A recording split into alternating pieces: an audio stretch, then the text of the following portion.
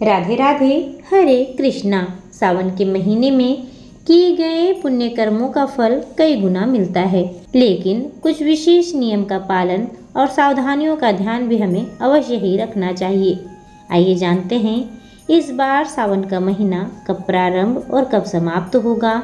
जो भक्त सावन के महीने में व्रत रखते हैं उन्हें किन किन बातों का ध्यान रखना चाहिए, सावन के पूरे महीने किन नियमों का पालन करना चाहिए। अगर आप पूरे सावन व्रत रख रहे हो तो आपको फलाहार कब करना है। यदि आप सावन सोमवार का निर्जल व्रत रख रहे हैं तो कैसे रखें। सावन सोमवार के अलावा कौन कौन से व्रत रख सकते हैं। सावन 2026 में 30 जुलाई दिन गुरुवार से आरंभ हो रहा है, जिसका समापन 28 अगस्त दिन सावन पूर्णिमा के समय होगा। सावन में कुल 4 सोमवारी व्रत पड़ रहे हैं। पहला सोमवारी व्रत 3 अगस्त, दूसरा सोमवारी व्रत 10 अगस्त, तीसरा सोमवारी व्रत 17 अगस्त और चौथा सोमवारी व्रत 24 अगस्त को रहने वाला है। 10 अगस्त को कृष्ण पक्ष का प्रदोष व्रत रहेगा। 11 अगस्त दिन मंगलवार को श्रावण शिवरात्रि रहने वाली है। 12 अगस्त दिन बुधवार को हरियाली अमावस्या। 15 अगस्त दिन शनिवार है, इस दिन हरियाली तीज रहेगी। 17 अगस्त को नाग पंचमी का त्यौहार मनाया जाएगा। 25 अगस्त को श्रावण मास शुक्ल पक्ष प्रदोष व्रत है और 28 अगस्त को श्रावण मास की पूर्णिमा तिथि है और इसी दिन रक्षाबंधन का त्यौहार मनाया जाएगा। अब बात करते हैं सावन में क्या करें क्या नहीं। रोज प्रातःकाल उठकर गंगा जल मिले पानी या फिर पवित्र नदी में स्नान करने के बाद भगवान शिव और समस्त शिव परिवार की पूजा करें। शिवलिंग पर बेलपत्र, गंगा जल, दूध, दही, घी, शक्कर से अभिषेक करें। ओम नमः शिवाय मंत्र का 108 बार जाप करें। अगर रुद्राक्ष की माला से जाप करते हैं तो फल कई गुना अधिक बढ़ जाता है। सावन के सोमवार का उपवास रखें या जो भी व्रत त्यौहार सावन में आते हैं उसका भी आप सामर्थ्य के अनुसार व्रत रख सकते हैं। 16 सोमवार का व्रत और पशुपतिनाथ का व्रत भी आप किसी भी सावन के सोमवार से प्रारंभ कर सकते हैं। सावन में हरे रंग का अधिक महत्व होता है। महिलाएं हरी चूड़ियाँ, बिंदी, हरी साड़ी इत्यादि श्रृंगार का सामान सबसे पहले माता पार्वती को चढ़ाकर स्वयं धारण करें।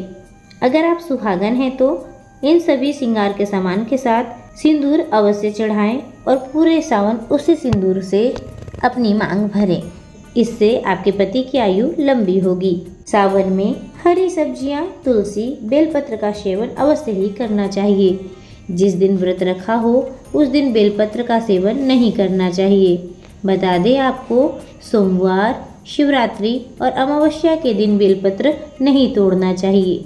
जिस दिन आप व्रत रख रहे हो उस दिन घी, जीरा, सेंधा नमक से बना हुआ ही सात्विक भोजन ग्रहण करना चाहिए, या फिर आप अपनी शक्ति के अनुसार फलाहारी और निर्जला व्रत भी रख सकते हैं। पंचाक्षरी मंत्र और महामृत्युंजय मंत्र का नियमित रूप से जाप करते रहें। ब्राह्मणों और जरूरतमंदों को अन्न, वस्त्र, जल, छाता, गौसेवा, तुलसी, धार्मिक पुस्तकें जैसे रामायण और गीता आदि का दान अवश्य कर सकते हैं।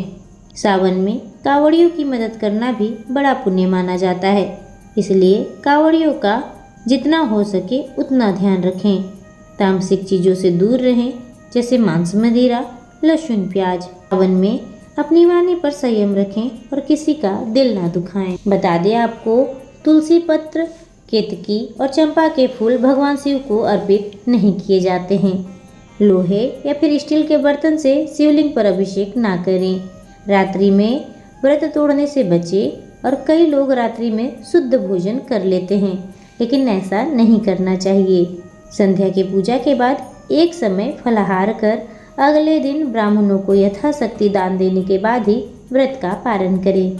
सावन में बाल और नाखून कटवाना अशुभ माना जाता है।